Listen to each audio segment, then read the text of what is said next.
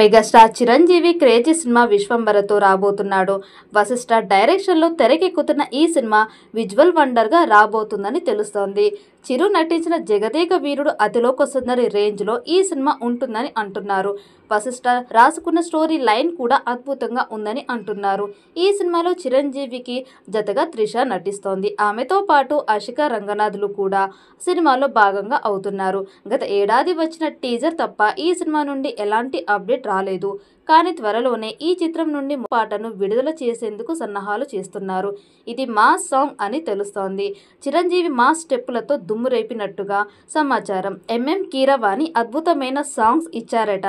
త్వరలోనే పాట అప్డేట్ రానుంది. విశ్వంబర సినిమాను ఈ ఏడాది సంక్రాంతికి తీసుకురావాలని అనుకున్నారు. గేమ్ చేంజర్ సినిమా రిలీజ్ ఉన్న కారణంగా అది వాయిదా వేశారు. అయితే అప్పటికి సినిమా విజువల్ ఎఫెక్ట్స్ వర్క్ పూర్తి కాలేదని టాక్. విశ్వంబర కథనాలతో పాటు గ్రాఫిక్స్ కూడా అంతే ప్రాధాన్యతతో ఉంటాయని తెలుస్తోంది. అందుకే వశిష్ఠ ఈ సినిమా విజువల్ ఎఫెక్ట్స్ వర్క్ కోసం చాలా కష్టపడుతున్నారని తెలుస్తోంది. సినిమాలోని కొన్ని విజువల్ ఆడియన్స్ని థ్రిల్ చేసేలా ఉంటాయని అంటున్నారు. అదే జరిగితే మాత్రం ఫ్యాన్స్కి సంథింగ్ స్పెషల్ ట్రీట్ అని చెప్పొచ్చు.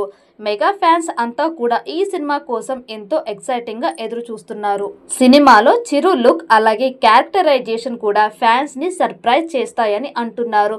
విశ్వంబర సినిమా సమ్మర్ రిలీజ్ అని టాక్ వచ్చినా ఇప్పుడు అది సమ్మర్కి కూడా రావడం కష్టమనేలా ఉంది.